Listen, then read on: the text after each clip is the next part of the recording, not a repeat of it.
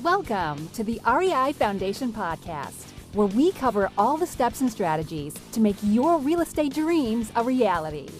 Now your hosts, Jason and Peely. So Fund That Flip, you've heard of them before. We had the founder, Matt Rodak, back in the show of episode 139, and there's some exciting news happening over at Fund That Flip. They now have funding for your 2, 3, and 4 family rentals. So if you're looking for fast, reliable, easy to work with funding for all of your real estate needs, and now for 2, 3, and 4 family rentals, where can we find them? You can find them at fundthatflip.com/the REI Foundation. Again, that was fundthatflip.com/the REI Foundation. Hi again, and welcome again to the Real Estate Investing Foundation with Jason and Peely. Today is Multifamily Monday. Happy Monday, everybody. And today we're going to talk about how to have a successful money raise. It's a topic we hear about time and time again. How do I raise money? How do I ask for money? Where's the money? Where is Show me the money.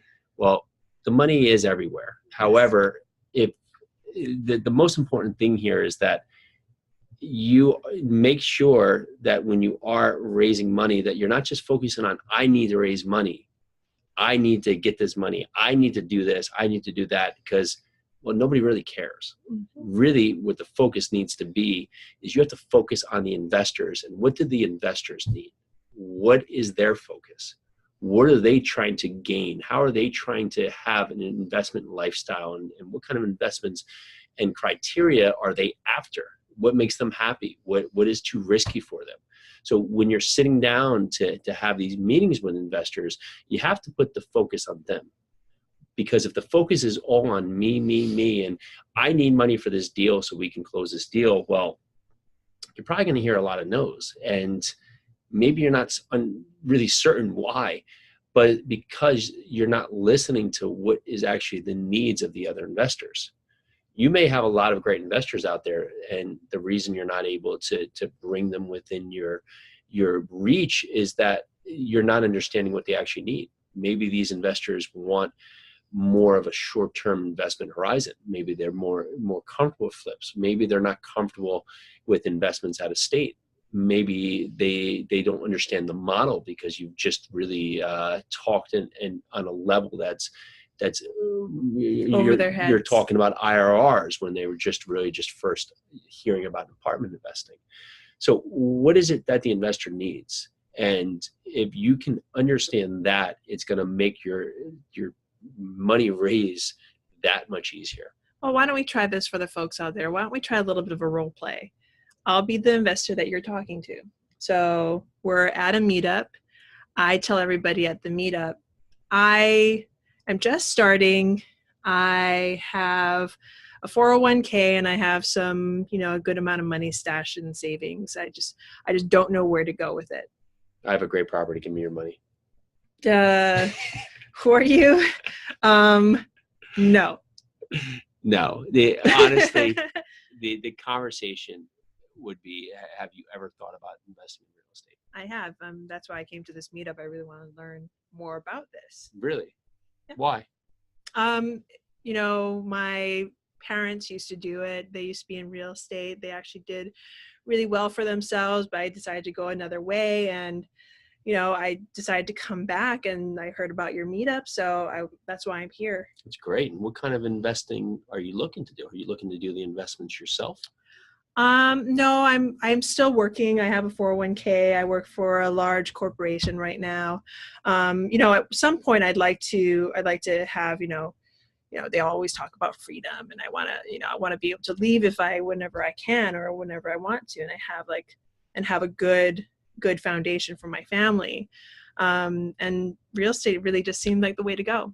Great. Have you done any kind of investing into the stock market or mutual funds, or what have you invested in right now I have some of my money in mutual funds. I'm working with I have a couple of bankers I'm working with. I don't really pay attention that much. I'm really busy. I just kind of they said to put my money here, so I put my money there, and I want to have more control responsible for my money. Well, what kind of investments have you started to learn about with real estate? Well, I'm really looking at these the large multifamily, and I heard you were talking about syndication, and that seems really interesting. It sounds like something I'd like to get into because I really want to build, generational wealth for my family, and I don't think I can do that with the stock market. Sure. And have you thought about the advantages of investing with apartments? I have, and it looks like it's a good. I don't know much about it, but I've heard great things about you and your team, and I just I'd love to have like a longer conversation about it. Sure. Well, the opportunities, of course, with apartment investing is that you have the ability to really gain from, of course, cash flow and appreciation. There's depreciation, and there's tax advantages. Those are just some of the high-level components that really make investing in apartments very attractive. And on that point, what we look after is we act as the active managers on the property, and we look for passive investors to help us really pool our money to be able to buy larger properties so we can all benefit from the economies of scale. Awesome. That sounds like something I'd be interested in. So how long would you have my money, and how much would it be to buy in? And so that all comes down as we get to have a pre-existing relationship and put that together, and we put that together in an offering memorandum based on the property. And generally on past properties, we would go over for an expected timeline from 5 to 6 years would be our whole period, and our returns would vary based on what we're doing with the property. So I'm gonna stop us here. You kind of hear where this is going. Now you're engaging in a conversation with somebody either you've just met or maybe even somebody that you've known for a while, and you're getting in their heads, you're realizing what they need, and don't forget to write all this down. Julie's trying to get me in trouble here because she's trying to get me in trouble with the SEC, because I know we're married, but I don't know if in this conversation if we have a pre-existing relationship. So I don't know what was happening there. I think we've met more than 3 times. Okay, I think we're okay. Good. Okay. But anyway, I mean, like I said, you see where this is going. Have conversations.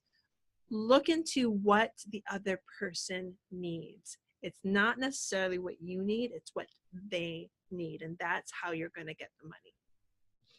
Love it. Awesome. Well, thank you for listening. This is the Real Estate Investing Foundation with Jason and Peely. This is Multifamily Mondays. Thank you so very much. You have a great day. Bye now. Bye now. Hi, everybody. Are you tired of losing leads? Well, then I want you to go back to episode 157. We interviewed Tom Caffarella, and this guy is a monster at finding leads, keeping leads, and converting leads.